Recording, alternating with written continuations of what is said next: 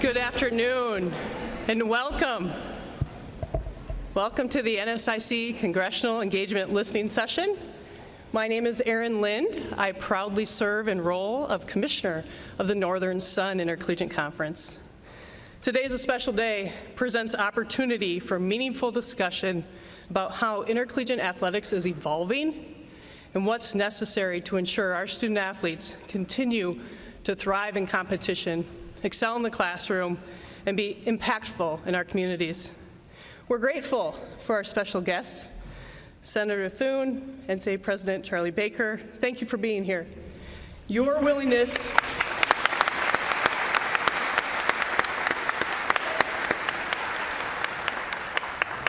Their willingness to engage and collaborate speaks to the commitment to addressing the challenges that face intercollegiate athletics and the impact changes have on all student athletes, in particular, Division II and Division III student athletes.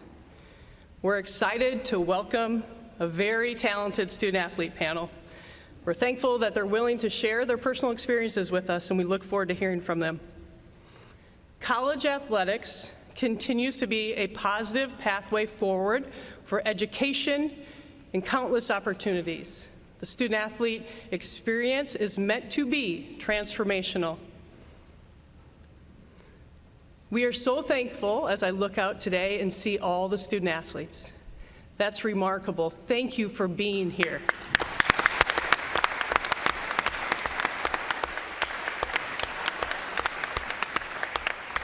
Know as a student-athlete, your experience matters.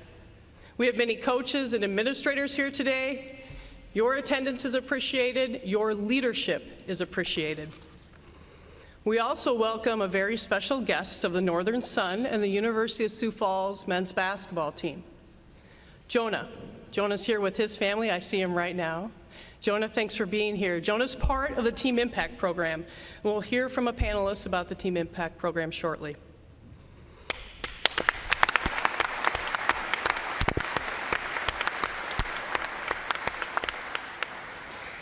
It is now my honor just to introduce NCAA President Charlie Baker. President Baker started with the association on March 1st as the 6th NCAA president.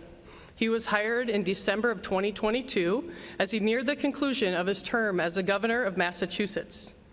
A former collegiate athlete at Harvard, Baker is credited with bringing bipartisan leadership to the state, successfully guiding Massachusetts through a turbulent period for government officials. In addition to his 2 terms as governor, he's brought decades of experience spearheading transformations at high-profile institutions, both in the public and the private sector. Baker certainly arrived at the NCAA at a moment of significant transformation. Legal shifts in the environment surrounding college sports have challenged the NCAA's ability to serve as an effective national regulator for college athletics, resulting in patchwork of individual state laws. Partnering with federal policymakers to develop consistent, sustainable legal framework that addresses issues common to student athletes and common to athletic departments remains a top priority for President Baker. Please join me in welcoming President Baker to the state of South Dakota and Augustana University.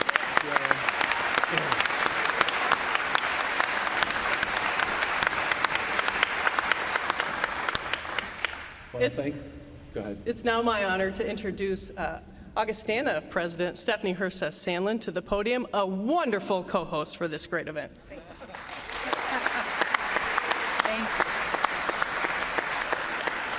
Thank you, Erin.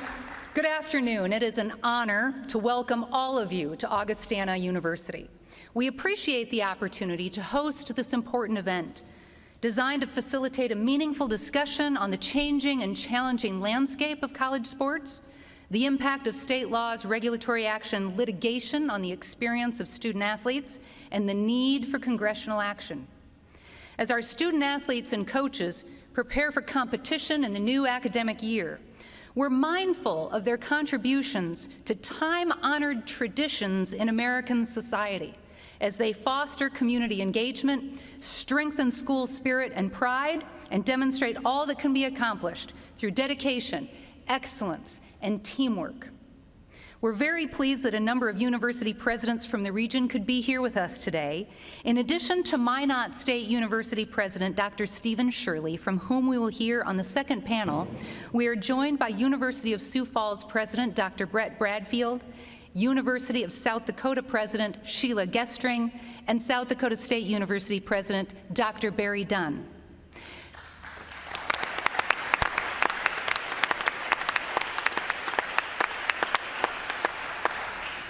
We are grateful as well that Vice President of NCAA Division II, Terry Steve Gronow, could attend and be with us. Terry, stand and be recognized, please.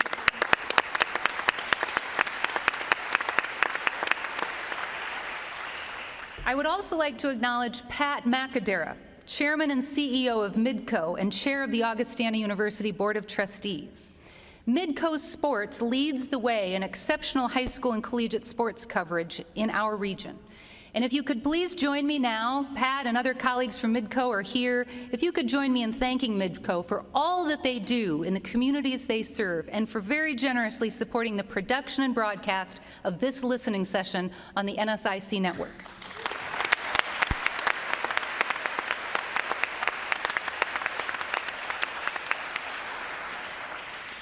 It is now my distinct pleasure to introduce a friend and former colleague who's dedicated his career to public service, United States Senator John Thune. In 1996, he won his first term in the U.S. House of Representatives and was reelected to serve 2 additional terms in the House before being elected to the U.S. Senate in 2004. For the 118th Congress, Senator Thune serves on the Agriculture, Nutrition, and Forestry Committee, the Commerce, Science, and Transportation Committee, and the Finance Committee. He also serves as the Republican Whip, the second highest position in Senate Republican leadership. Senator Thune is a lifelong sports enthusiast. A star athlete in high school, he went on to play college basketball at Biola University. And when he's home here in South Dakota, he frequently attends high school and collegiate athletic events. We're always happy to see him in the stands here at Augustana, and we're grateful that he's made time in his busy summer schedule for this important conversation today. Please join me in welcoming South Dakota's senior Senator, John Thune.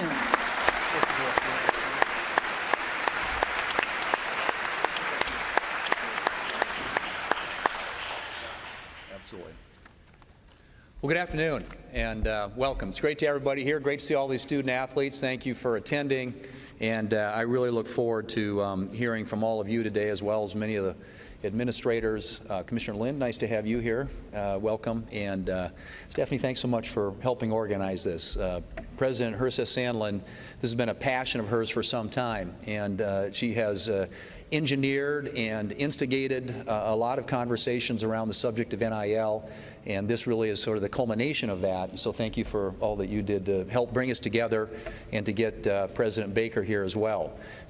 You know, this is a huge issue, and there's so many student athletes here, and we're grateful for everything that you all do to give those of us fans the opportunities to continue to participate in sports. As we all know here in South Dakota, the winters can be kind of long. And so we need those outlets. And those of us who were able at an earlier age in life to be participating in competitive sports still welcome the opportunity to continue to be a part of that as a fan. And I'm a big fan, as Stephanie pointed out. I've been in this place many a time and seen ball games here. And of course, since the Augies moved out to the Pentagon, a lot of those games are played out there. But there really isn't any substitute, if you're a fan, for being out there and just taking in a good competitive, in many cases, rivalry. I know we got a couple rivals here in the auditorium here today. But let me just say, as somebody who kind of grew up playing sports, and as somebody, my father actually was probably, I would think, maybe the first Division I athlete to come out of South Dakota, my hometown of Murdo. When he was in high school competing, there was a doctor in town, Dr. Murphy, who thought that maybe he was good enough to play at a fairly high level, and worked with a brother that he had up in Hibbing, Minnesota, to get him up there at the junior college, and then eventually with hoping that they would notice him and invite him down to play at the University of Minnesota. And they did. The coaches at the University of Minnesota saw him, got him down there to play, and he was a 3-year starter and a most valuable player for the Gophers back in the early 1940s, if you can believe that. And the game's changed a lot since then, because at that time, their idea of a scholarship was, we'll give you a job. And so he got a job working, and that was kind of the essence of the scholarship. But so I grew up, he coached when I was coming up through school, mostly girls basketball, girls track. And of course, I've got a couple of daughters of my own, one of whom competed at the college level at Belmont University down in Nashville, Tennessee, and actually is in the Belmont Hall of Fame in track and cross country. And so, you know, we followed her career and are very well acquainted with the process, not only recruiting, but getting student athletes to come to a university setting and to participate and contribute there. And but a lot's changed since then. I mean, she's been out of college now for the last 15 years or so, and we got a whole new shooting match on out there these days. And as we think about the future of college athletics, I think it's really important that we work hard to get this right. And the rules have evolved a lot already. Charlie Baker, the former governor of Massachusetts, who did have a tremendous accomplishment, a record of accomplishment as governor of Massachusetts, I'm glad is on this job, because I visited with him in my office in Washington. I know how sincere he is about seeing that we come up with a solution to ensure that we keep college sports true to the mission. And that is recruiting student athletes who not only get a chance to play the sport that they love and that many of us love to watch, but also a chance to get a college education to go on and be difference makers in life. And as I think about what needs to be done here in terms of the solutions, and a lot of them have been batted around, and Stephanie mentioned I serve on the Commerce, Science, and Transportation Committee in the Senate, which is the committee that has jurisdiction, interestingly enough, over college and professional sports. And so there have been a lot of conversations. We've had some hearings on this subject. There have been a number of bills that have been introduced that take different approaches to dealing with the issue of NIL. But I think there are a number of sort of core principles that need to be incorporated in that legislation. And I'll just briefly kind of share a few of those with you here, and then we'll hand it off to President Baker. But first off, I think it's going to be really important that we avoid pay for play. And I think one of the things that's going to be essential is that we have sort of a uniform standard contract when it comes to college athletes. So there's a transparency there. So parents, athletes, anybody associated with that process, that there is a way of ensuring that just that there's visibility into what's happening in that sport and in that individual recruiting process. Secondly, that we avoid the issue of athletes becoming employees of the universities and colleges. That too is something that I think ought to be a principle that undermines any of the solutions that we come up with. I think it's going to be important, honestly, that whatever Congress does in this space preempts state laws. There are lots of laws already in place, and many of you know, because we have them right here in South Dakota, conferences that span multiple states. And I've had a couple of the commissioners from the Power 5 conferences in my office in the last few weeks, and you take the SEC, it spans 11 states. Well, every state in that conference is now passing laws to give their state a competitive advantage. Missouri's done that, Louisiana's done that, Texas has done that. You're going to have 50 different states basically with 50 different laws and regimes for how to deal with NIL. And so I think it's going to be really important, whatever we do, that we come up with a basic framework, if you will, or some guidelines around this that can be applied and implemented in all the schools. And one of the issues that I think also makes some sense here is the issue of an NIL registry. And that's something that would give the NCAA some visibility into these contracts that are signed by student athletes. But I just have to say, I think there are lots of temptations, and in the way that it's operating today, for some bad things to happen. And I think the way to avoid that is and not to stifle that, because I think right now what we're seeing for the first time ever is a lot of athletes being rewarded for the value, for the contributions that they bring, and that's a great thing.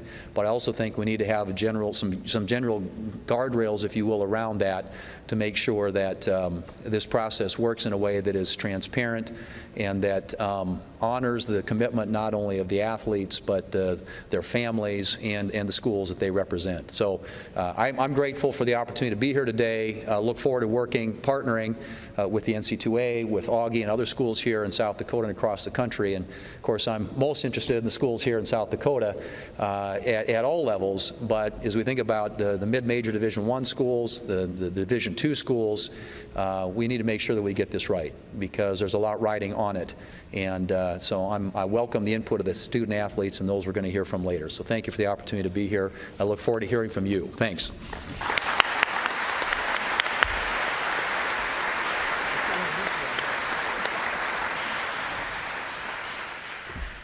Hey, Davaris, why don't you and your buds come sit here? I want you to be able to see this, okay? I had lunch with these guys. They're great. The only difference between them and me is I graduated from college before their parents were born. Thank you very much, Senator, and thank you very much to the conference and to the school and to all of the student athletes for coming out today to talk about the state of college sports. As Senator Thune pointed out, I just finished 2 terms as governor of Massachusetts, and if you'd asked me what I was going to be doing when I finished my 2 terms as governor in the fall of 2022, this would not have been in your top 100 on that list. This basically came out of nowhere from a friend of mine who thought I would be a really good candidate. I scoffed at that at the time, but I didn't scoff at it because I don't believe in it. I scoffed at it because I really wasn't sure that somebody who hadn't spent a bunch of time in college sports and in higher education would be the right kind of candidate for the job. But I played basketball in college at Harvard. My brother was a baseball player at Princeton. My wife, who's the best athlete in the family, was a gymnast at Northwestern. And 2 of our 3 children played D3 college sports. They both played college football. And we have tons of friends and colleagues and the children of many of our friends and colleagues who played college sports. And I got to tell you, the lessons, and I don't care if you play D1, D2, D3, it doesn't matter. The lessons you learn playing college sports can help you build a life. And that, to me, is why I took the job. Because I believe college sports is probably the most powerful human potential development machine we have. And if you look across almost any kind of organization in any walk of life, from one end of this country to the other, you will find somewhere in the leadership of that organization people who played college sports and who learned so many of the valuable lessons that come with that were transferable to everything that came after. Where else do you learn to be mutually accountable over and over and over again? Where else do you learn to put your own interests aside for the success of the team? Where else do you learn that when you get knocked down, you had best get back up? And where else do you learn that success is a process? And it's one in which you have a role to play, and if you pull the oar the way you're supposed to pull it, and your teammates pull it the way they're supposed to pull it, you have a chance to do something great. You know, I say all the time to people that the only thing I liked about Harvard was the basketball team. I meant it. And they know that, by the way, which is why I can say it publicly. Because it was a team. Because it's where I found my peeps. And that notion of being part of a team and understanding the responsibility that comes with that is a profound act of maturation for every young person. And given all the challenges and tribulations and trials that college sports is going to face over the next few years, that's why I took the job. I really believe in what this is about, and I believe it's at a pivotal period. And I got to tell you, Senator, when you went down your list of the things you want in a federal bill around NIL, you and I together today could just solve this, okay?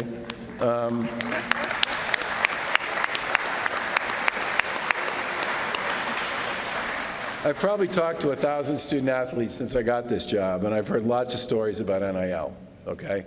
And I'm all in on NIL. I believe in it, and I think it's appropriate. It's more than appropriate. It's the right thing to do.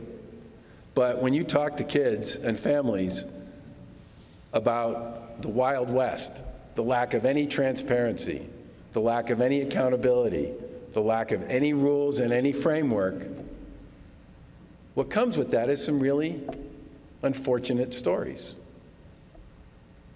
Stories from some of those 10,000 kids who entered the transfer portal because somebody told them there was an opportunity for them where there really wasn't. Somebody was just collecting names. And they ended up nowhere. They lost the scholarship at the school they were at. They didn't end up with a school they could go to. 10,000, almost half the kids who went into the portal in D1 last year got nothing. They're out. And when you talk to them, most of the ones I talk to say that they ended up out because somebody basically lied to them.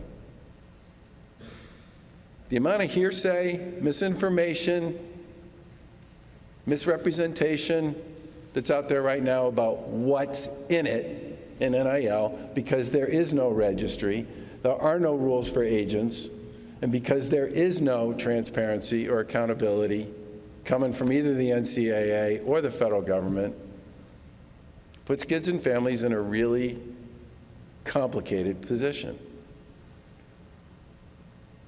We should have a rule that says if you're an agent, you work for the student athlete. We should have a uniform standard contract that defines the length of that term, and the uniform contract is 4 years, because that's how long kids are in school. There are a bunch of student athletes who sign deals where that agent owns them for way beyond 4 years. That contract should have some frame in it that says the agent fee should be between 3% and 7%, which is market. There are deals out there right now where the agent makes more than the student. And there are reporters who cover sports who've told me they won't write about NIL when I talk to them about some of these concerns I have about student protections and consumer protections. And they say the reason they don't write about it is because they don't believe anything anyone tells them about what's actually going on. Imagine being an 18-year-old, a 19-year-old, a 20-year-old, and having to figure out with your parents, if they're part of the show with you, what the right thing to do is. Without standards, without transparency, without rules, without a framework. Now, we're going to chase some reforms of our own at the NCAA to try to make this a safer and saner place for student athletes. But it's hard for us to solve the state preemption problem, which is one of the issues the senator mentioned. And I've talked to 96 of the 97 conferences that exist in college sports. And I can tell you that more than half of them, probably like 2/3 of them, at least, maybe 3/4, depending upon how you count, are in multiple states. So this idea about how you create a level playing field at the conference level, much less at the national level, if you don't have some kind of standard around what NIL is and how it works, is a challenge. Which is why I'm so pleased you're here, and you're here, and most importantly, you're here. So thanks for being with us today. And let me close by saying this.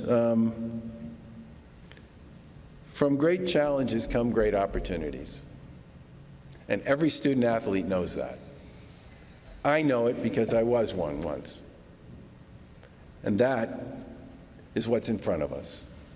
We have great challenges, but if we do this right, and we focus on what's in the best interests of student athletes and their families and their programs and their schools, I believe we can create tremendous opportunities, not just for the folks who played these sports when I was young or when my kids were young or when you all are playing them now, but for all the kids that come next.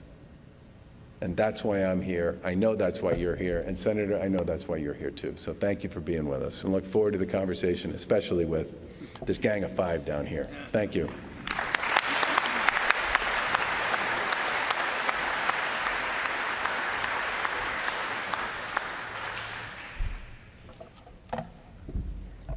Thank you. Well, it's now my honor to introduce our uber-talented student-athlete panel. So as I read their name, they're going to come up in order. I feel like we should have walk-up music, but we don't, so let's just roll with it.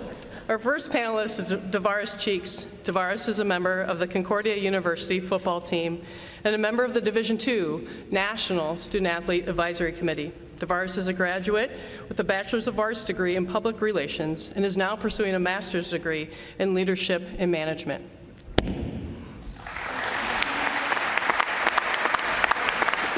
Our next panelist is Grace Hadlich. Grace is a member of the St. Scholastica softball team and a member of the Division III National Student-Athlete Advisory Committee. She's a psychology major on a pre-occupational therapy track with an American Sign Language minor.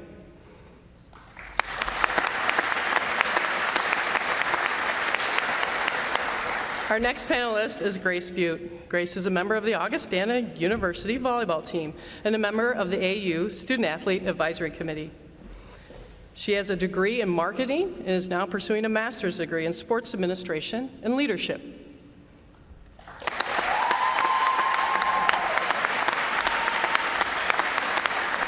Our next panelist is Muthu, Meenakshisundaram. Muthu is a member of the University of Minnesota Morris men's soccer team and a member of the Division III National Student-Athlete Advisory Committee. He's majoring in philosophy, politics, and economics.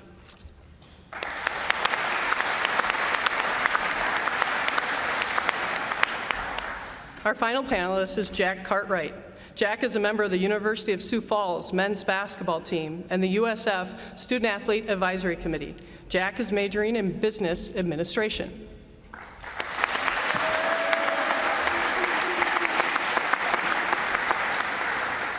Our student-athlete panel, thank you for being here. Davaris, I'm going to turn it over to you to share your remarks first. All right, sweet. Well, thank you so much, Erin. Thank you, Senator Thune and President Baker for being here, and for the entire audience, honestly. I mean, we're up here just astounded to just be in this position to speak on behalf of student athletes and kind of give our perspective on some of these different topics and issues that are directly impacting our experience as student athletes. Again, my name is Davaris Cheeks. I'm a current football student athlete at Concordia University, St. Paul. So it's about a 4-hour ride, but it's nice to be in South Dakota. And I currently serve on the Division II Student Athlete Advisory Committee. I serve in a couple of different roles on that committee. The first being I am a part of the President's Council, which is the highest governing body in Division II athletics. It's bittersweet to be in that position, especially because this is the first year that we've had student athlete representation, and I am one of 2 student athletes serving alongside another women's student athlete as well. Another position that I serve on the National Student Athlete Advisory Committee is I am a part of the Congressional Engagement Subcommittee, and that's one of the major topics that we're going to be talking about today, so very excited to be here.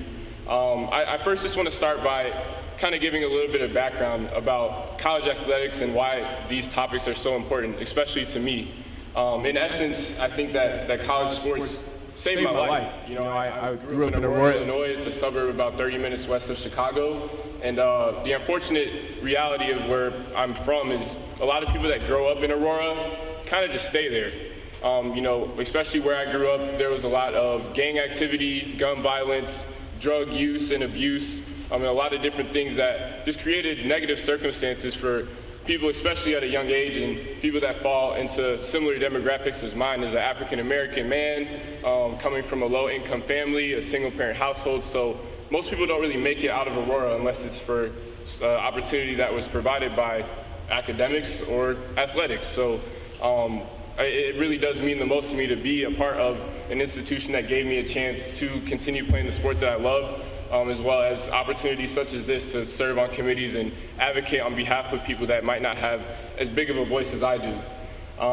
With the remainder of just my opening statement, I do want to kind of just set the stage for congressional engagement and what that means.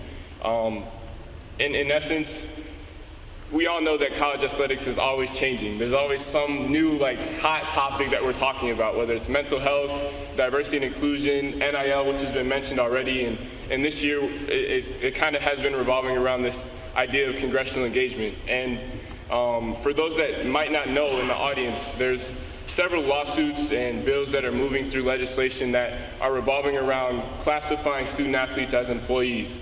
And especially regarding Division II and Division III student athletes, it is definitely bringing us to concerning conversations that can be detrimental to some of our sports, especially Olympic sports or different sports that might not be able to afford a model that can afford to have athletes serve in that kind of position.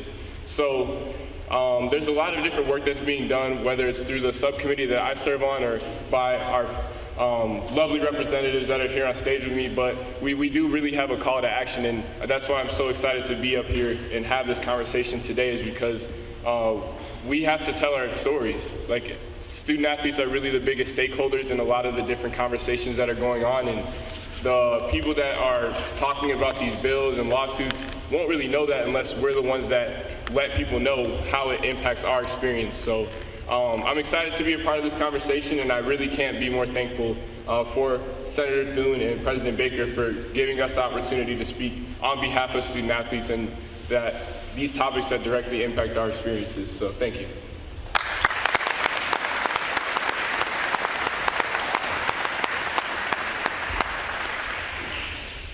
Wow, great way to start it off. Thank you. Yeah, it's awesome to see so many people here in the stands today, and we have a ton of representatives. Thank you to all of them who are coming out. Thank you to you guys who are being here. Ladies and gentlemen, my name is Grace Hadlich, and I'm a softball student athlete at the College of St. Scholastica entering my senior year. Being a part of Division III athletics has allowed me to better balance being a full-time student and a successful student athlete. As we all are well aware, a college degree is often the reason behind every student athlete participating in college athletics. When choosing to pursue athletics in college, my goal of being an academic-focused and a career-driven individual led me to choose a Division III institution. Through the 3 competitive divisions of NCAA collegiate sports, each division offers different experiences and demands. Here are some things you need to know about me as a Division III athlete. Division III athletics is often considered inferior in comparison to Division I and Division II. If the discussion is directly focused on media attention, then yes, that's the case. But I'm here to help you understand my story and the benefits of me being a Division III athlete. Many people have a flawed perception of Division III athletics. They believe this level of play is solely for the love of the game and nothing else. This perception generally stems from the fact that Division III is the only NCAA-sponsored division that does not award scholarships directly for athletic achievement. Due to the lack of athletic scholarships, Division III student athletes are viewed more as students first and athletes second. The core of each specific sports season will be challenging, just as it is to Division I and Division II, but there are often more breaks involved, such as an off-season, which is just that, an off-season, which is great. We get involved in other things such as clubs, jobs, internships, and intramural sport activities. While playing in Division III, I'm continuously empowered to have a more balanced lifestyle. Although my time spent as a student athlete is still a very considerable time commitment, I have the opportunity to balance other things such as athletics, academics, hobbies, and relationships outside of my sport and on my campus. Being a Division III athlete, I can find time in my busy schedule to volunteer at the local hospital once a week, serve as the president of my institution's SAAC, have an on-campus employment option, be a member of the Occupational Therapy Club, and attend many student life activities on my campus. Being a Division III athlete has allowed me to experience the full spectrum of what my college has to offer while still competing at a high level. From a very young age, I was always recognized as a go-getter, putting in 100% of the effort in everything that I do. Being able to uphold that personal value and succeed in more than just academics has changed my entire perspective of being a student athlete. Community involvement is also a massive part of my college experience, not only as an athlete, but also as a student. Being able to volunteer my time outside of athletics has opened many doors and opportunities that will help me succeed in the future. In athletics, being able to actively bring my community together has opened the door to instilling positive experiences and a sense of community through commitment, integrity, respect, and sportsmanship. As a student at the College of St. Scholastica, I can and have developed one-on-one relationships with each of my professors. I can actively communicate with them and develop trust within each other so we can work around every single obstacle that we face. And I'm also able to participate this fall in an occupational therapy fieldwork. I'll be spending 3 days each week with children in the classroom working on fine motor skills. I'm able to participate in all of these different things and fields because of the support, empowerment from faculty, administrators, coaches, and more at St. Scholastica and my conference. Without the support system that my school has provided me with, I would not be where I am today. Another significant part of my support system is my family. My parents, grandparents, and 5 older sisters have supported me every step of the way. Being the youngest of 6 has helped me build resilience and determination throughout my entire childhood. I will always be grateful for my family at home, but also grateful for the support, love, and dedication that I'm given by so many important people in my life. Being a Division III athlete has been an amazing experience, and I will always cherish the people, places, and things that got me to where I am today. Thank you all for your time.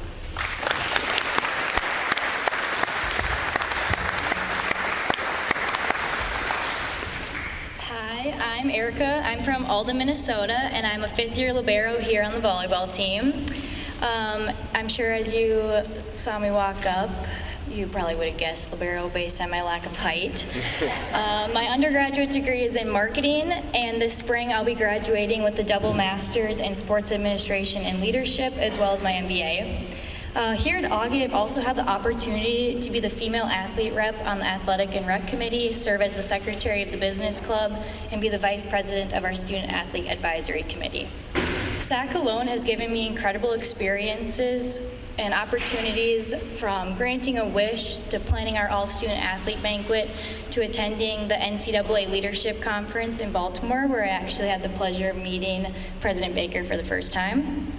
In my opinion, these opportunities are what make Division II so special. The division motto is "Make it yours," which goes beyond college athletics being our only portion of college. And trust me, I'm about the last person that likes to admit that college athletics will come to an end one day, but I feel like I am more equipped than I could possibly even imagine.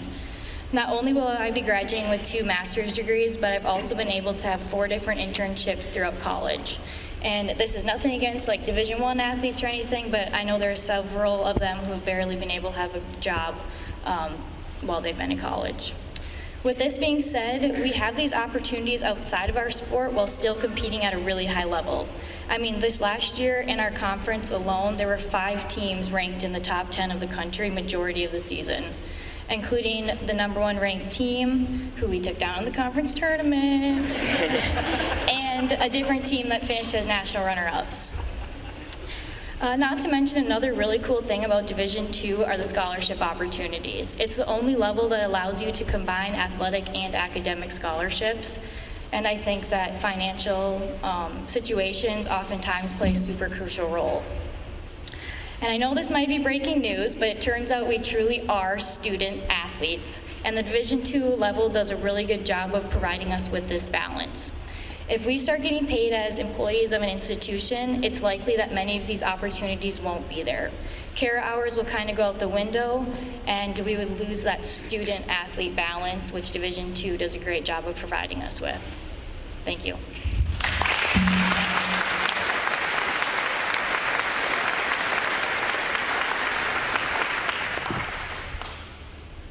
Thank you to my fellow panelists. You guys have been wonderful to meet and get to know over the past 24 hours. Thank you to Senator Thune and President Baker, as well as the NSIC and Augustana for having us.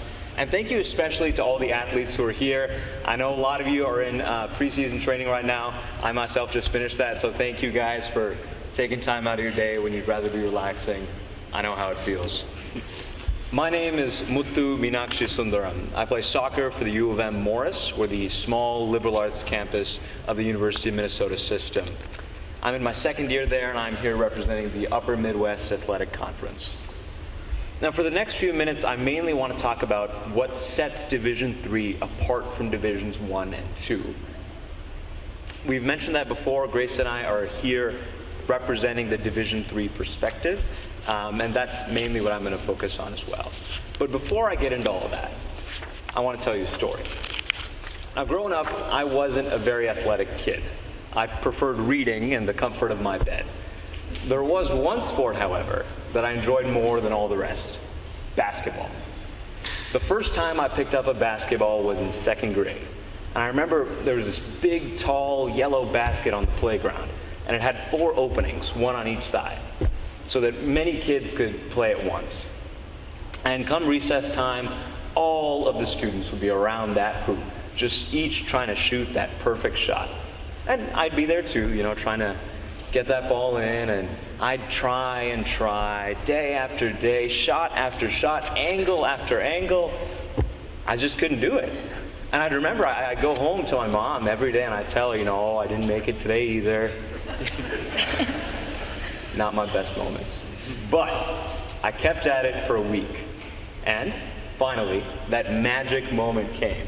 One afternoon, I made the shot.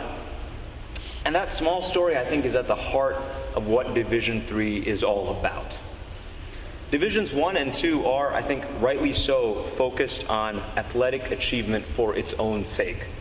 The great talents, the fierce competition, the magical moments. And while there's plenty of that in D3, that's not our purpose.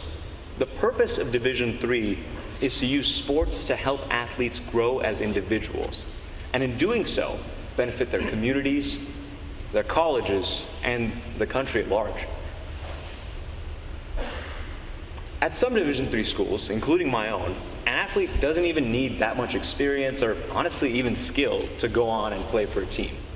What they need is dedication, an open mind, and perseverance. All qualities that I learned back on the playground in second grade. Coming to Sioux Falls for this event, I drove through so many small rural towns and counties in Minnesota.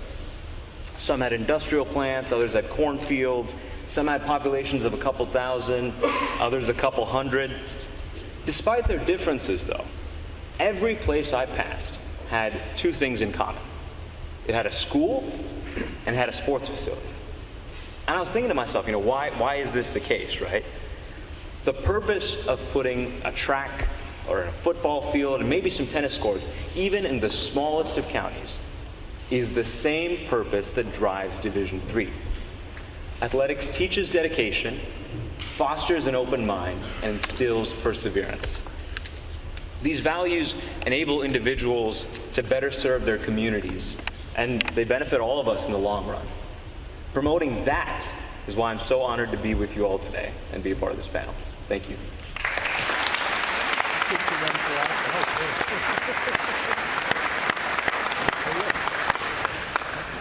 Good afternoon.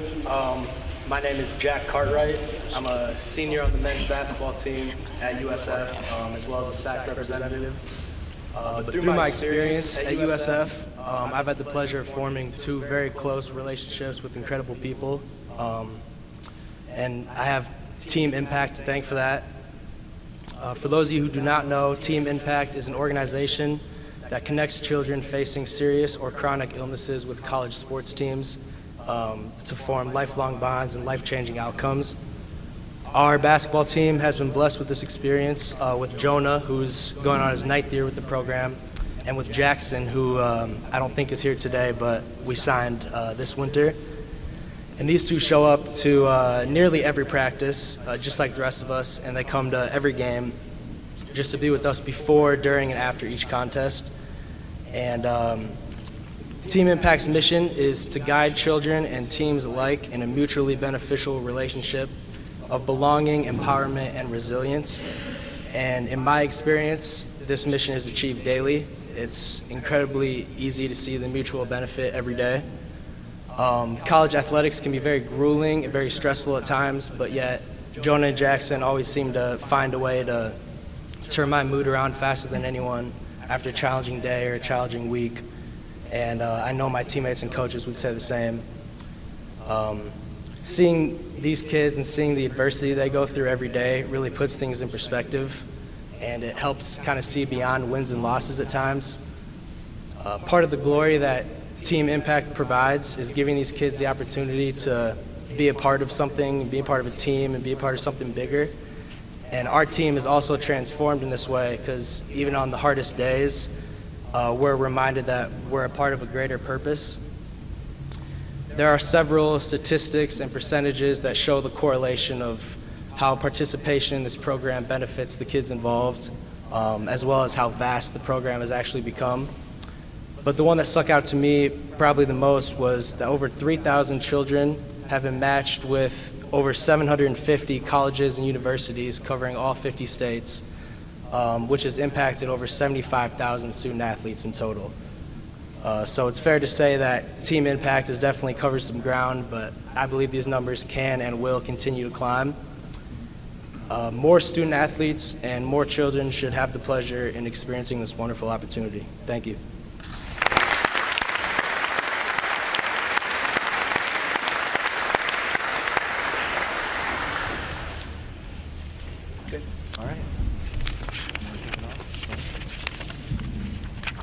Thanks, guys. That was great. Let me start with this one. Things change; they never stop. Several of you talked about that in your remarks, and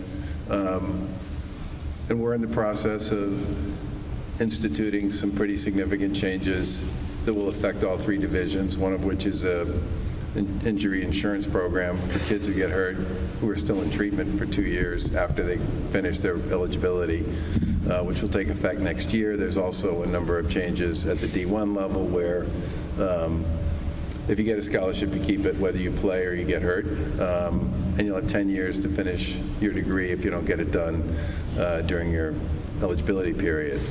NIL is one more element in this sort of universe of changes that are coming. I'd be curious to hear thoughts you might have about what's good, working about NIL, and what's a problem. And in particular, I'm interested in this issue about some of the stories I've heard about kids and families just not having access to a heck of a lot of information that makes it easy for them to validate or verify what people are saying to them about it. Yeah, I can start off with this one. Great question. I think, speaking on behalf of the panel, it's a lot different as far as opportunities are concerned in comparison with Division I student athletes. In essence, Division II and Division III, we might not have like the big name or the big image or the big likeness like a Spencer Rattler or like a Power 5 quarterback or a lot of these different athletes that we've seen take full advantage of all the different opportunities that have been provided. So I think you hit it right on the money with just not having access to the knowledge or accessibility of how can we even take advantage of the opportunities that we advocated so hard for. And I think especially with student athlete advisory committees and different ways that we have created a platform for ourselves throughout Division II and Division III, I think that's kind of where we're at right now. It's like, okay, we got the legislation to pass, we did it, now what? Like, just trying to figure out how we can take advantage of the opportunities that are there.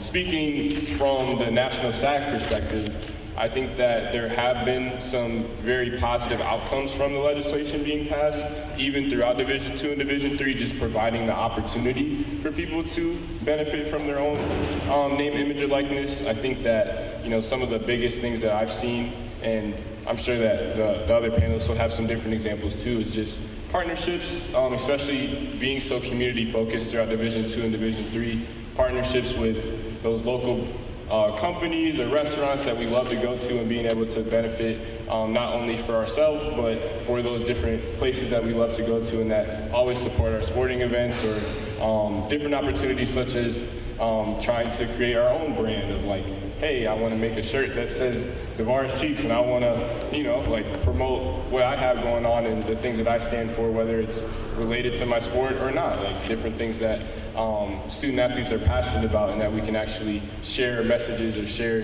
different things externally.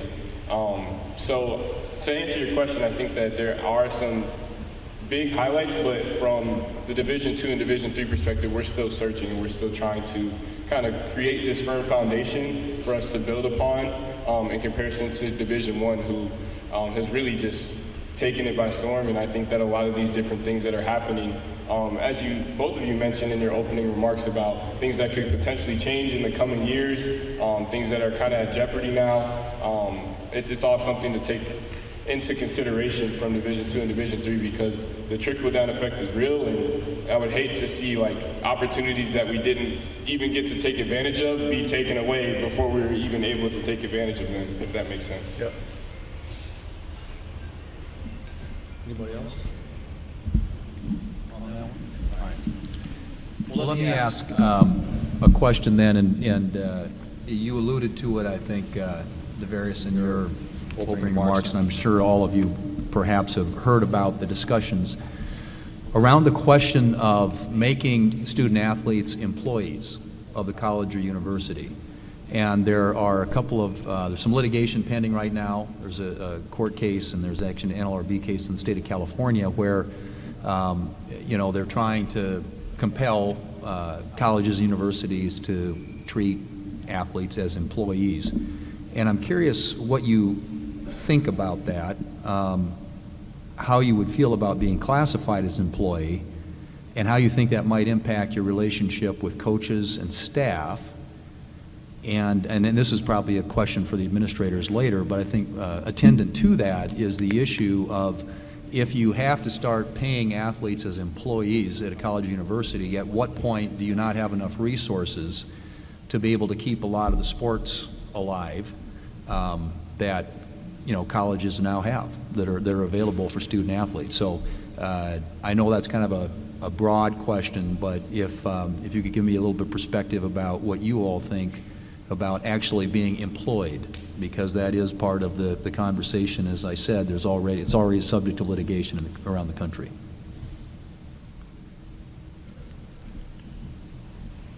I can start. I think that the revenue sharing, excuse me, and the employment model could definitely have an impact, and I don't know if that's necessarily a good thing. I think many of us know that sports like football and men's basketball are a main generation of revenue, and I kind of think that, I don't know how to say this, that I don't think it'd be unreasonable to say that these sports would get paid more than the other sports because they generate the revenue, and we want to continue generating the revenue. I think we are seeing like more female athletes benefit from making money as well, which is great. However, like for the majority of us, including myself, like my sport is so much more than just about making money. It's lots of other opportunities. And as a female athlete, I think that Title IX has given me and female athletes across the country so many incredible opportunities, and we just celebrated 50 years of Title IX and the progress that it's made, and I think that it could be very frustrating if we implemented something that could negatively affect this progress. And I would just briefly add to that by agreeing with Erika on the point about my sport is so much more to me than just making money, right? And I think it's good, Senator Thune, that you mentioned that student-coach relationship, because in a situation where we're getting paid and becoming employees of a university, that really changes your relationship with your coach, because it becomes like a supervisor relationship at that point. And that's not really how I see my coach. I don't think that's how any of my teammates see our coach. And I don't think that relationship should be founded on performance, whereas in an employee setting, that's what it would be based on. Rather, I think it should stay as a mentor-mentee kind of relationship, and I think that's really important to preserve.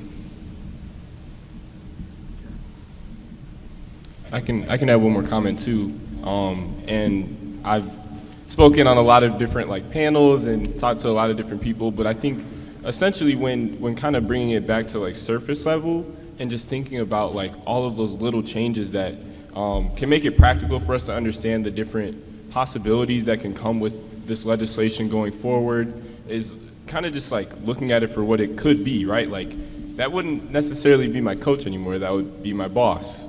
Or would I be making minimum wage? Would that change where I look to go to school because minimum wage is different varying by state?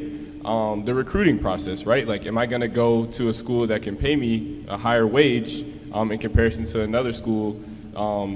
And like even getting recruited, like am I gonna have to conduct an interview to make it to a school in comparison to the typical recruiting process that we're all familiar with?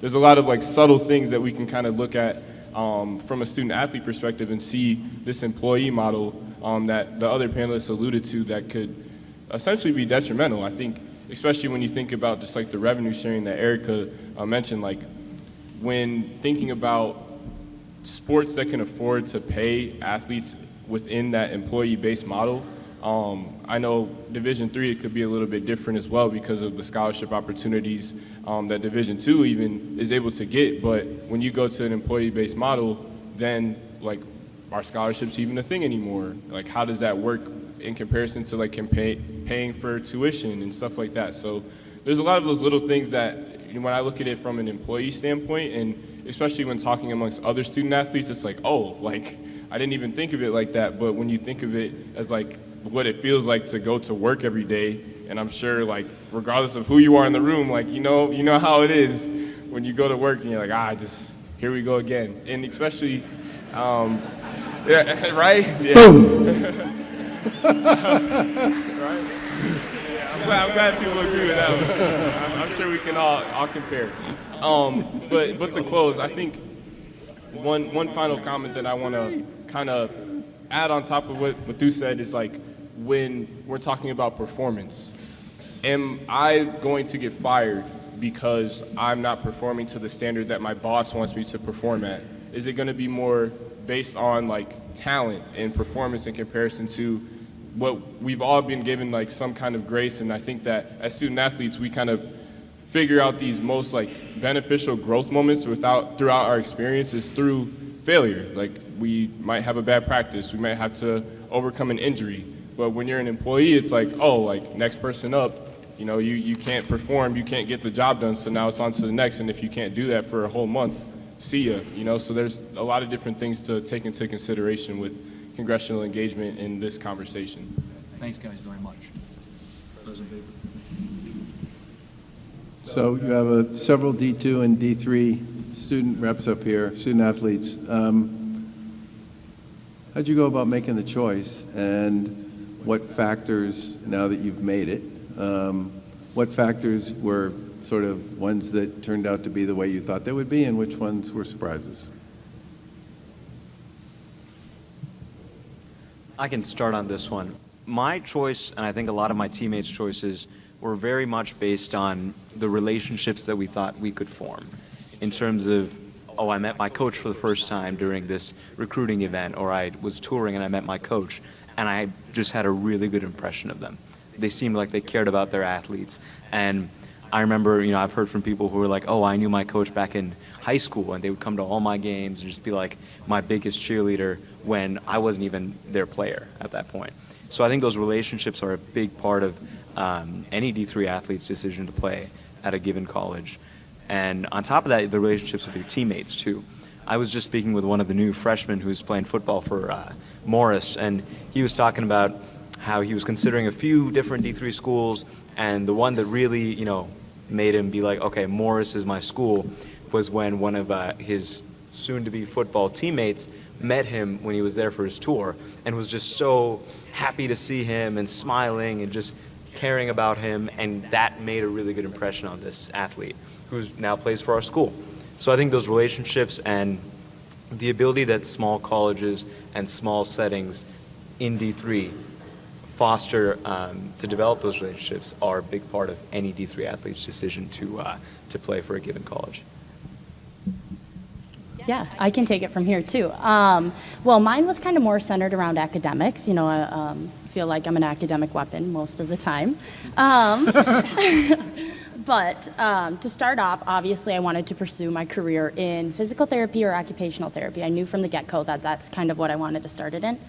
But I knew that I wanted to find a college athletics program with a championship mindset and what that looks like and what it does. And so, you know, I toured around a bunch of different Division II and Division III schools. And after going to St. Scholastica, I kind of felt like I fit best there. I actually had a high school teammate who is now my roommate, who was a student athlete there, and she was able to show me in a day in the life of a softball student athlete at the College of St. Scholastica. And then soon after that, the next day I had my official visit, and I knew when I got to the car that that's where I was meant to be and where I wanted to go.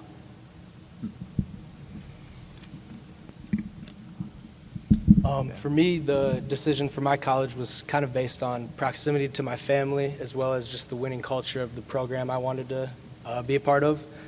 But one thing I didn't really realize being a high schooler and transitioning to college was how much exactly being a student athlete would contribute towards life after college. I just feel like all the decision making, the leadership, and the work ethic really applies hand in hand.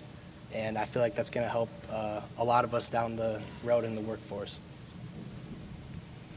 Well, you all have kind of answered this question, but let me maybe put it just a slightly different way. And if you could think about this when you're choosing a college or university, and you all go back to your own experience, or if you were doing it again today, and the factors that affect that decision the most, and President Baker alluded to healthcare coverage, scholarship availability, financial aid, reputation of the athletics program, quality of the facilities, athletic development to pursue professional opportunities, and finally academic programming or reputation. And I think I've heard a couple of you sort of answer that question, but if you could just tell me off of that list, most important, least important in terms of making a decision. And I know this is going to, you know, these are all going to be affected and impacted depending on what happens, presumably with NIL. But could you kind of just rank, and again, healthcare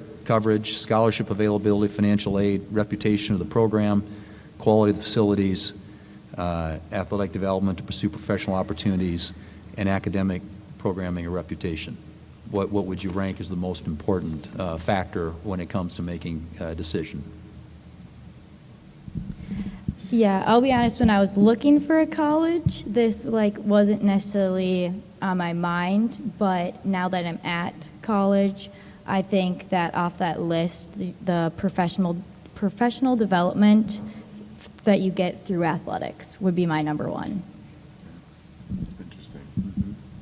Yeah, I can take it. I would say degree programs, especially graduate degree programs, because I want to pursue graduate school. And so looking for an undergrad where I can start, make a lot of connections that can get me really successful in my future. I know this wasn't necessarily on your list, but I think it falls into a lot of the different categories you mentioned.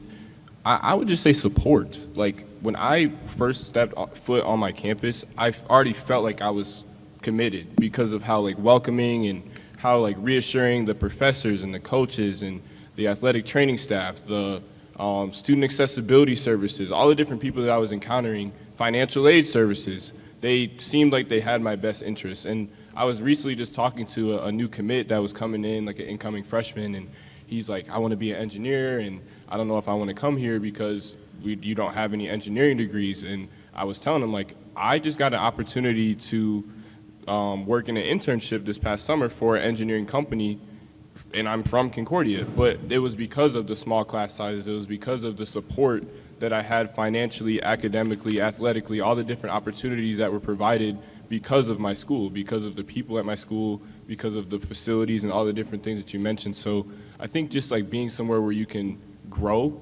and that's due to the support that's given from all of those different people. That would be my answer. I think all those factors tend to certainly play a role once you're there, or if you have a wealth of choice. But a lot of my teammates, definitely the number one factor is money. It's how much scholarship money am I able to get? How much funding am I able to get to go to this college? And oftentimes when you put that criteria into the list, it narrows your choices down to like one or two. And so then they're like, okay, I'm coming to Morris because I can afford to go there and I can play soccer. So that's where it is. Okay, you want to answer? I think we can go back to relationships, as we were talking about earlier. In my opinion, it's all about, when you're being recruited, which coaches can you relate to the most? Which players on your visit, reach out, and who can you really see being your best friends? And class size, like having a relationship with your teachers and all that. Like I feel like that all plays a really big role. Okay, thank you, and thank all of you for your answers, responses. But I noticed nobody mentioned the food in the cafeteria as top of the list on that. So, and I think, yep, Stephanie, we're going to move on to the next panel. Thank you guys very much. I think we can all agree that our student-athlete panelists did a great job. Thank you, Davaris, Grace, Erika, Muthu, Jack. Thank you. We appreciate their leadership and sharing their time and their insights with us this afternoon and doing a great job answering Senator Thune and President Baker's questions. It's now my pleasure to introduce our second panel, and as they make their way to the stage, let me say a few words about each of them. First, Dr. Stephen Shirley, President of Minot State University, has been an engaged and effective leader as Vice Chair of the NCAA Board of Governors and Chair of the Division II President's Council. He also chaired the NSIC Board of Directors in 2018 and 19. He has led MSU since July of 2014 and previously served as president of Valley City State University in North Dakota. Josh Fenton is the commissioner of the Summit League, a Division I athletics conference in our region.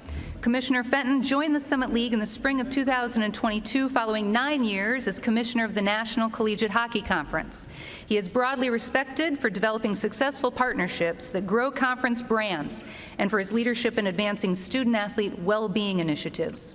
Josh Morton enters his 6th season leading Augustana University athletics, which has earned 4 national team championships since 2011 and the All Sports and Women's Teams Awards in the NSIC for the past 2 years. Under Josh's leadership, Augustana is bringing new college sports to the state of South Dakota, acrobatics and tumbling last year and men's ice hockey this year, which will compete at the Division I level. Jennifer Flowers has served as the Director of Athletics at Southwest Minnesota State University since July of 2022. Prior to becoming the first woman to lead SMSU athletics, Jennifer was the commissioner of the Western Collegiate Hockey Association, expanding the league, guiding it through the pandemic, and strengthening the brand through external relations. Please join me in welcoming these panelists. Thank you all for being here, and we'll turn it over to Dr. Shirley.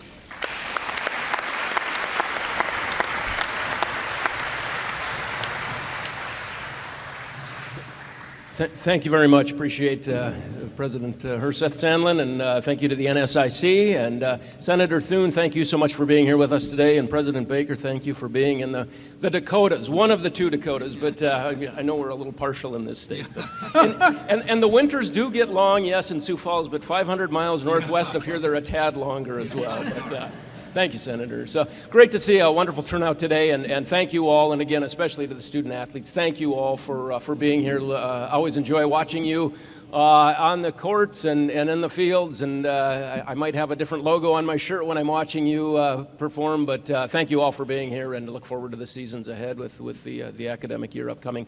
We're going to suspend with our opening remarks just to kind of keep things moving along here, but just simply wanted to extend a word of thanks and really look forward to the rest of the conversation. And I think you've both heard from the most important group, and that is the student perspective, and so great to hear from our 5 student athletes today. So thank you all for being here and for participating. So turn it over. Well, thanks very much for being with us. And, the winters are pretty long in New England, too. Not as long as they are in Minot. I'm still trying to get him to do a January campus visit, but he hasn't committed. For the record, I would have a job in January. Jeez. So we just heard from the student athletes. I'm curious to hear your thoughts about the transparency issue and the accountability issue, which a couple of them mentioned when it comes to NIL, and also your thoughts about some of the issues they raised about revenue sharing and employment, which I think are things that are very much on the minds of a lot of the student athletes I've talked to. I'll say a couple quick opening words, and again, I think the student athletes hit the nail on the head, and thank you, particularly Senator Thune, with you outlined those 4 pillars of what you saw as things that needed to be in any potential legislation, and one of them was around the issue of transparency.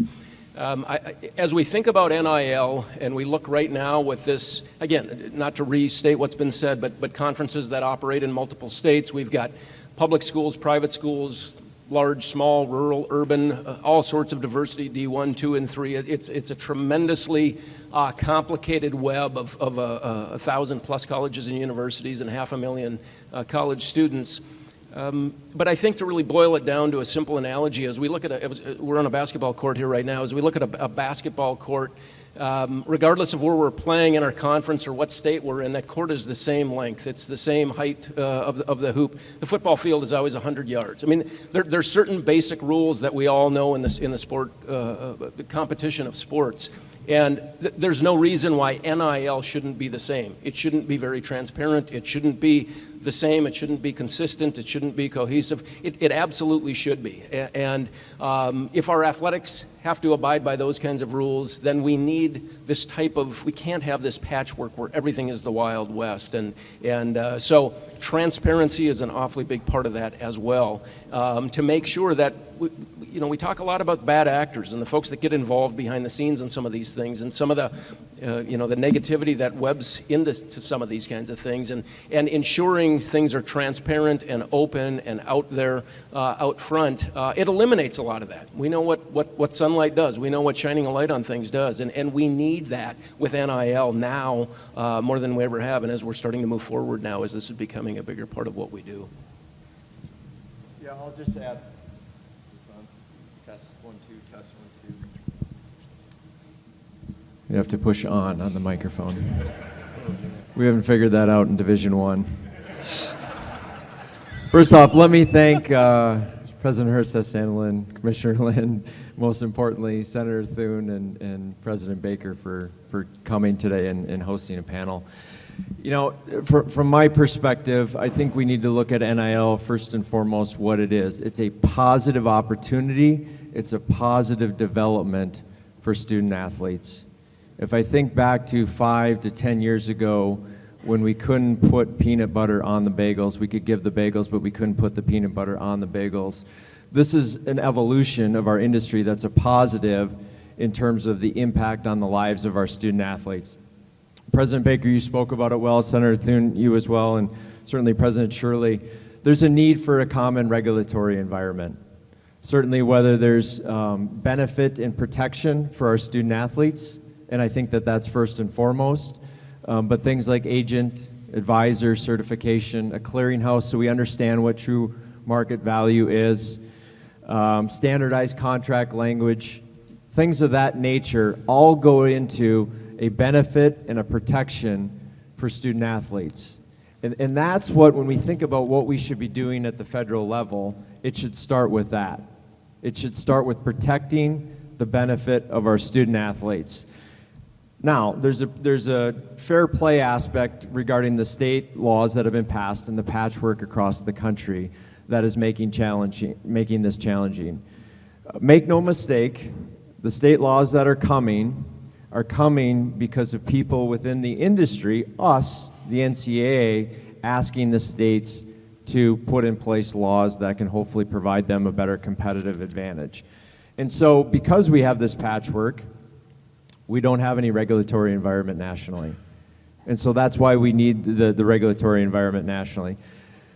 President Baker, you talked about the employee-employer relationship, the challenges around an employee-employer relationship. I think it goes back to a lot of what the student athletes already said. What's the impetus for being a student athlete on a college campus? Is it to be an employee? I think it's here for holistic personal development. You reference it, I happen to agree with you. It's the best human development model in the world. And so how does that development model change if all of a sudden a student athlete is an employee on the campus?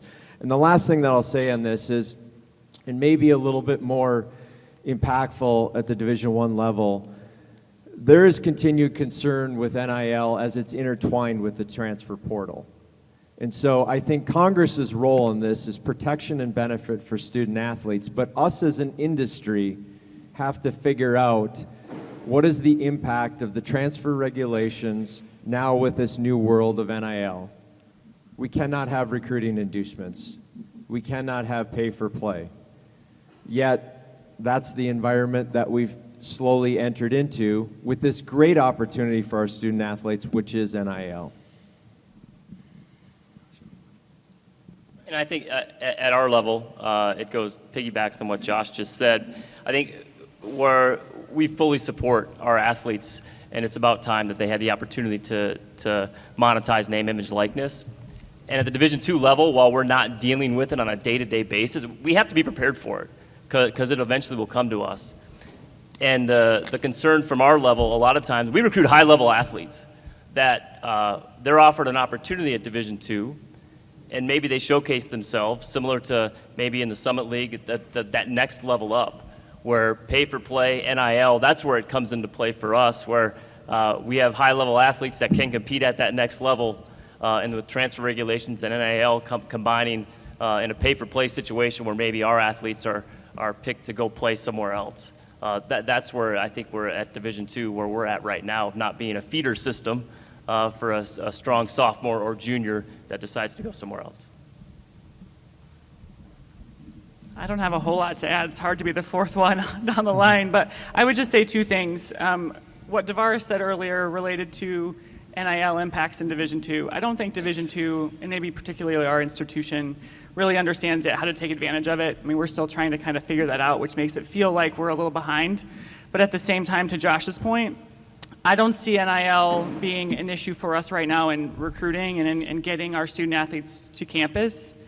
I'm seeing it much more in a retention space, much more when they've had a particularly solid freshman year, and all of a sudden now a small Division I feels like a better opportunity because there might be NIL options that we don't have.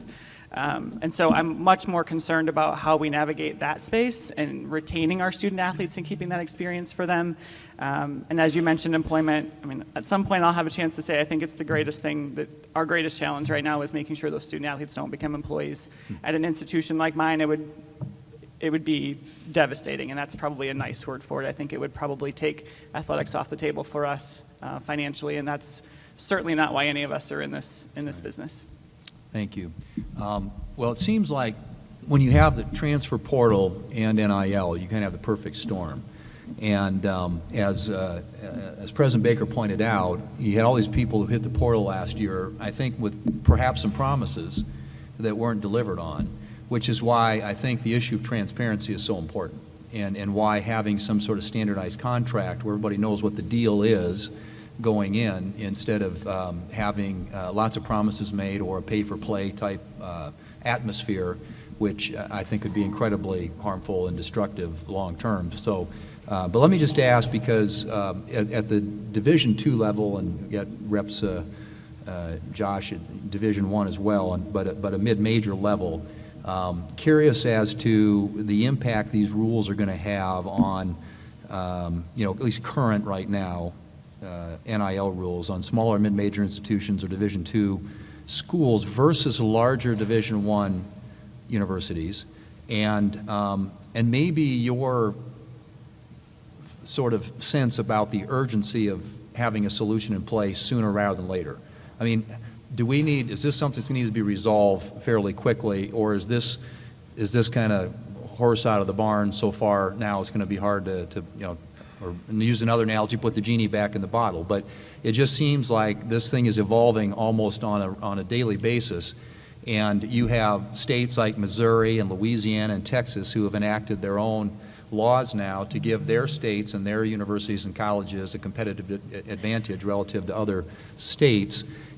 It seems like this is kind of really taking on a head of steam. So what's the sense of urgency in getting a framework in place, would you say, from a timing standpoint? And then how does this long-term impact Division II? You said you're not seeing a lot of this impact yet, because I wouldn't expect that probably yet, but it will. It's going to start trickling down, and impact on D2 and mid-major Division I schools versus larger, say, Power 5 schools. I think in some ways, Senator Thune, you answered your own question. I think, and I hope my colleagues would agree, soon, now, yesterday would be a great time to have some regulations in place, because while we're not seeing the impact maybe as much right now, if we don't find some regulations and some protections for our student athletes, I think the impact is going to happen very quickly. That's how things typically work, right? Once the ball starts rolling, it goes faster and faster and faster as it goes down the hill. And so in some ways, the ball has just started. But if Congress doesn't hopefully step up and help us out and provide the transparency and the framework that we believe is vital. And we understand, I think it's really important for people to know too, that Congress can't solve this. This is not going to be a situation where there's going to be one thing passed and it's all going to stop, because there's so many other pieces to this puzzle. But if there's not something done in some level of framework soon, then I think the impact that we're going to start feeling is going to happen much, much quicker. And I would just add to that, thank you for the question, that the patchwork that we talk about with 50 states, that patchwork gets more and more complicated, and that web gets more and more complicated every day that some new law comes up. No shock here, right? But the politics in California are vastly different than they are in the Dakotas, right? And even within our conference, the politics in North Dakota are different than they are in Minnesota and South Dakota. And so I think the longer we let this thing go, I think that more and more challenging and difficult it gets to put the genie back in the bottle. I don't think it's too late. I do think, and I don't want to toot his horn too much, but I think you hire certain leaders at certain points in time, and we've got a really good leader now with the NCAA. I'm a little biased. I was on the search committee, so I think they made a great decision. But Charlie has hit the ground running, and his legislative experience and background and know-how and working with folks like you, Senator Thune, I think is incredibly helpful. And so that's what days like right now and conversations like this are all about. Yeah, and I'll just add from a Division I perspective, I think it goes back to what do we want NIL to be? We want it to be an opportunity for our student athletes to take advantage of their talents, their name, image, and likeness. But we have to add regulatory structure around it to benefit and protect them.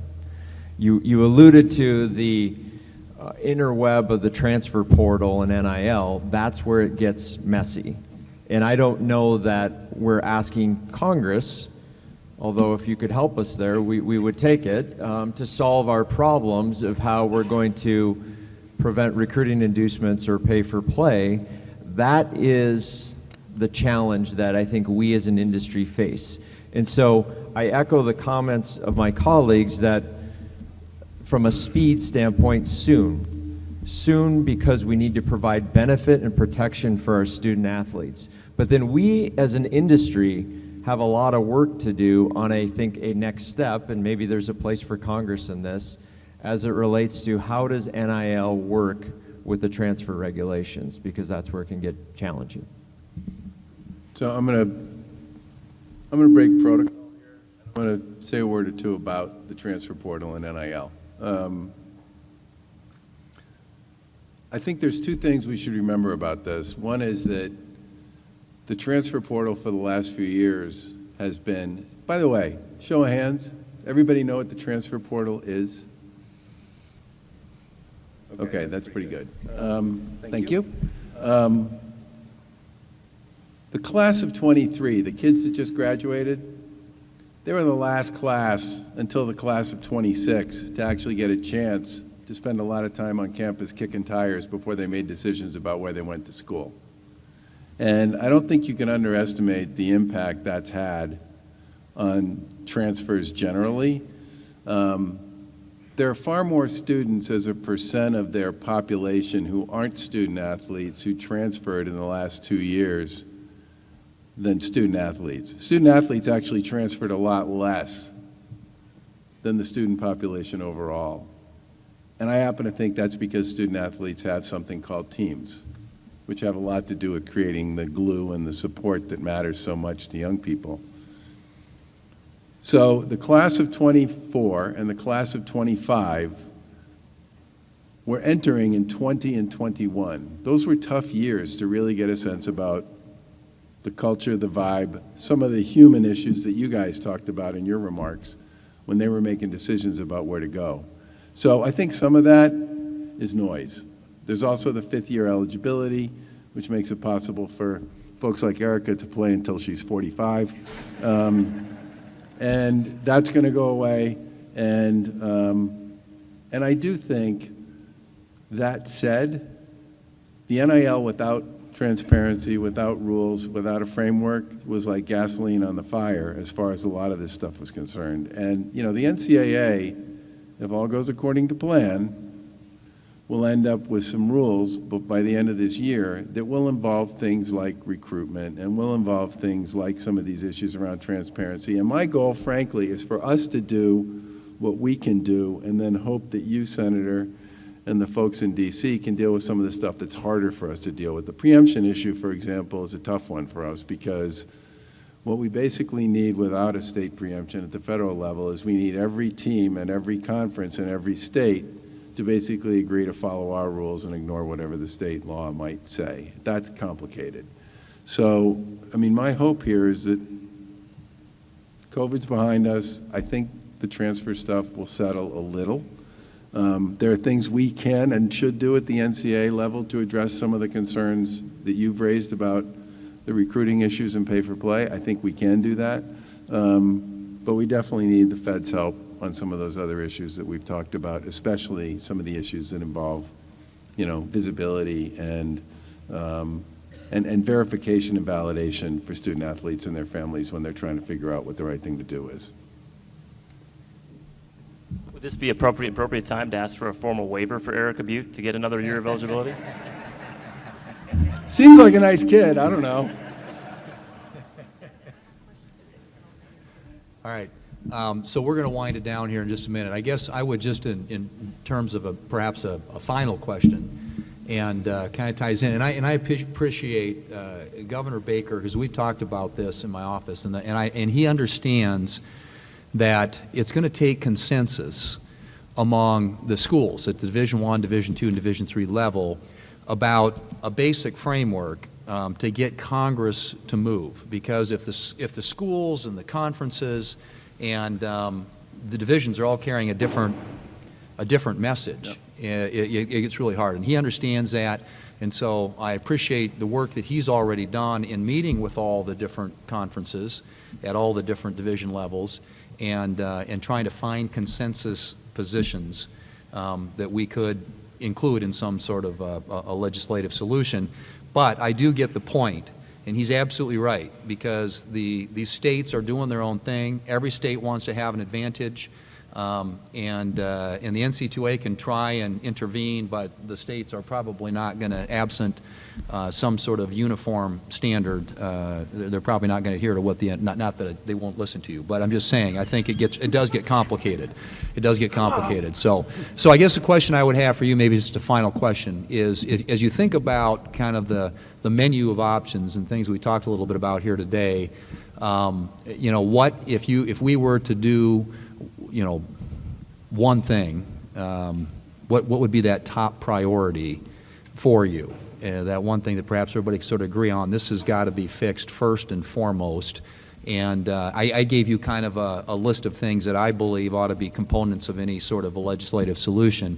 But I'm curious if there is one in particular that you think should receive additional weight because of its relevance or importance.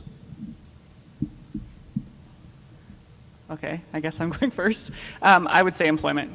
The employment issue, I think, candidly, and we had a chance to talk about sort of this and what we all think are different challenges, so I think we're all going to say something different. And do you think, do we lose Title IX sports? 100%. Yeah. We potentially lose all sports, depending on how it goes, but the impact that it will have on Olympic sports, women's sports, to Erika's point, we just celebrated 50 years of Title IX, and all of that progress, in my opinion, will be defeated instantaneously if we go to an employment model. There's not a financial model, at least at our institution right now, that we could come up with that would have any chance of supporting our student athletes being employees.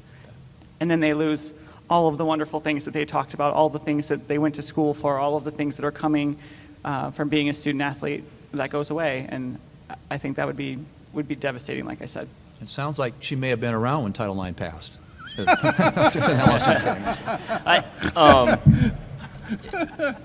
know, and part of what what Jen's talking about and the nature of the question is the perception. I worry about the perception of college athletics. Intercollegiate athletics is an amazing opportunity to have a life-changing experience. I bet how many people in this room would raise their hand when they said it. I'm here because of it. Division II athlete, no question. The reason I'm here doing this is because of that. That has not changed. Some of the things, the noise around it, it does change and it evolves. I worry about there's maybe 30 schools, and there's probably less, that have the bulk of the revenue that the public sees as college athletics. They don't see the 1,200 schools, the 500,000 athletes, many are in here, and they're day-to-day. We have 500-plus athletes at Augustana University. We have 149 scholarship equivalencies. So they are all putting something in to have this amazing experience, and I worry about getting washed in as our institution with what people perceive as being college athletics.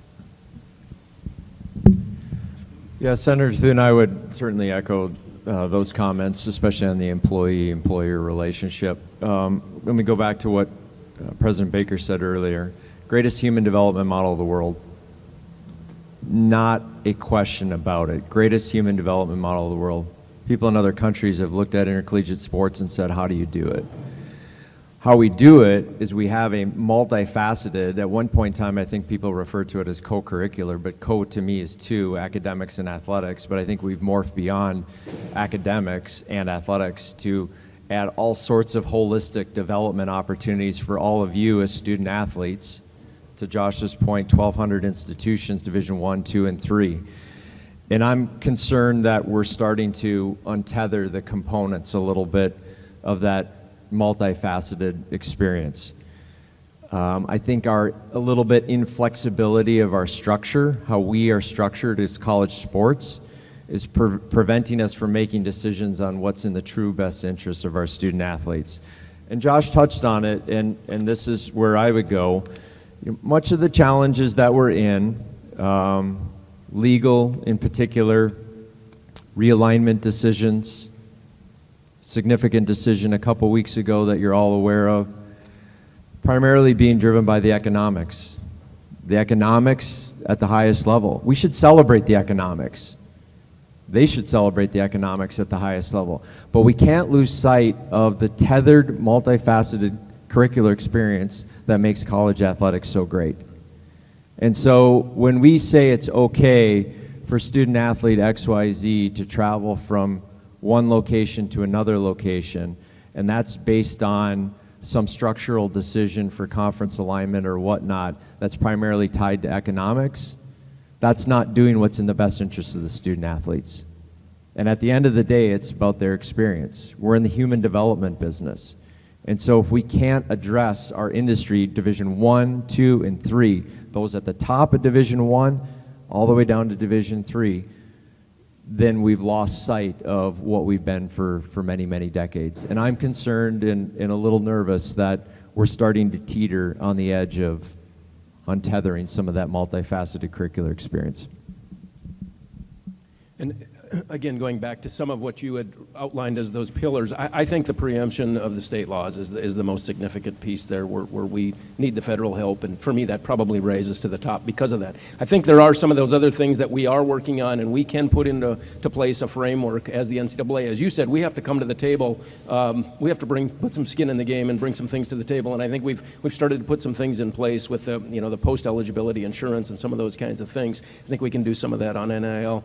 The last thing, I don't want to totally muddy the water here or throw a whole other subject into this, but I'm going to. I'm going to. We all carry around a supercomputer in our pocket these days, and the whole issue of sports gaming and how quickly that's changing and how dramatically that's changing.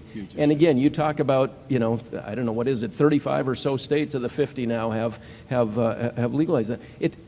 The pressures that is putting on an 18 or a 19 or a 20-year-old, and the way that is creating new challenges, whether it's through social media or it's, on the gaming aspect of it with technology, I think that's something we can't lose sight of that piece as well, and the impact that's going to have as we continue to move forward. So that's probably a whole nother panel and a whole nother conversation, but it's all part of the kind of the web of what we're looking at right now. Thanks. Want to wrap it up a couple of minutes? So first of all, I want to thank all of you for being with us today. I got to tell you, I'm really enjoying looking out at that room full of people who are normally out on the floor, sitting patiently and listening to this conversation. You guys,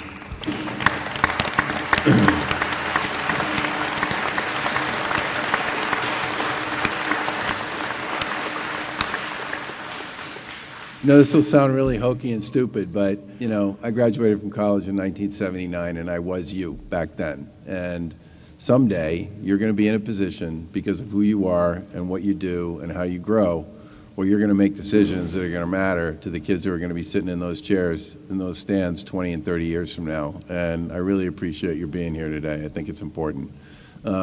Thank you to the panel. I say to people all the time that the best part of this job is actually having a chance to watch student athletes compete and to have a chance to talk to them about their hopes and their dreams and their expectations and their futures. You're way more fun than the adults. It's just not even close. And to the adults, I would just say thank you all for what you do. We have some real challenges. There's no question about it. You banged on a whole bunch of them in the course of your comments. And, Steve, of course, took the big grenade and lobbed sports betting in at the end. I think there are things the NCAA can do, has done, and needs to do going forward on a bunch of these issues, including NIL.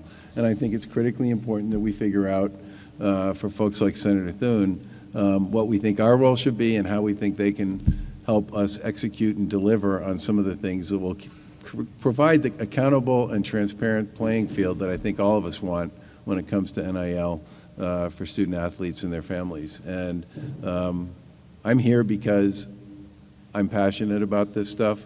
I wasn't kidding when I talked about the human potential development machine. No one else has it anywhere in the world. It's really special, and it needs to be really special for the next 100 years, as it has been for the past 100 years. So thank you all for being here. And Senator, thank you especially for being with us. Governor, thank you.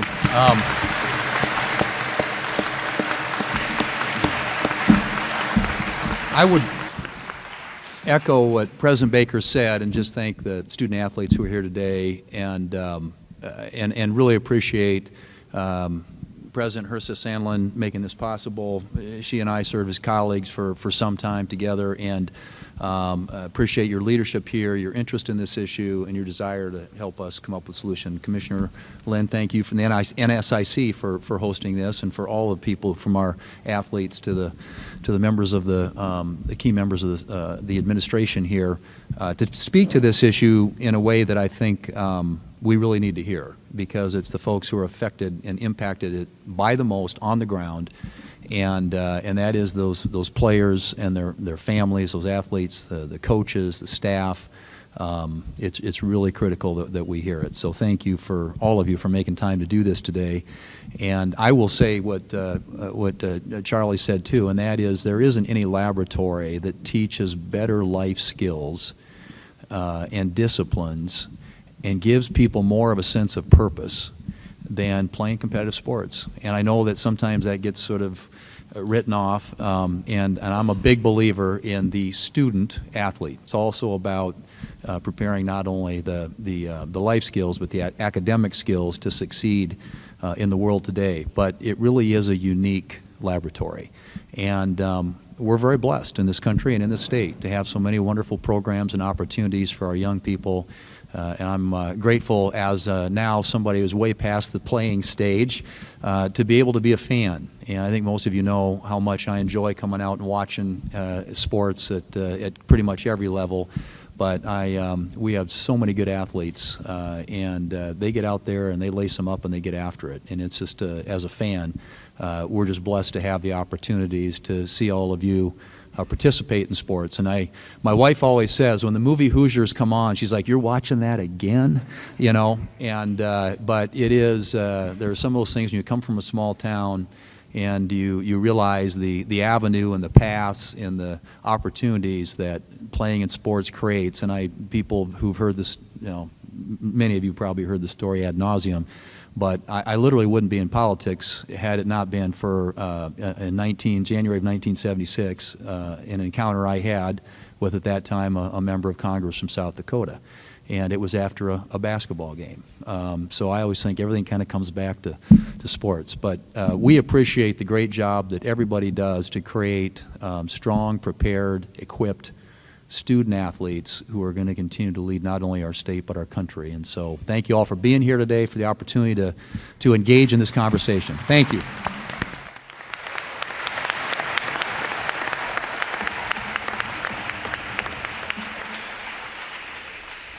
That puts a wrap on an extremely historic day. Senator Thune, President Baker, thanks for listening. Thanks for fielding some questions. Your participation today is greatly appreciated. President Sandlin, thank you. Thanks for making this a great opportunity. Our administrative panel, your lens, your leadership, fantastic and greatly appreciated. Our student athletes, you're remarkable. All of our student athletes out there, thank you for being here. As I observe and listen, certainly there are challenges ahead of us in intercollegiate athletics, but the opportunities are great. And I think if we continue to collaborate and lean into the student athletes that we serve, collegiate sport will continue to thrive. We want to wish everyone the best start to the 23-24 academic year, and thank you.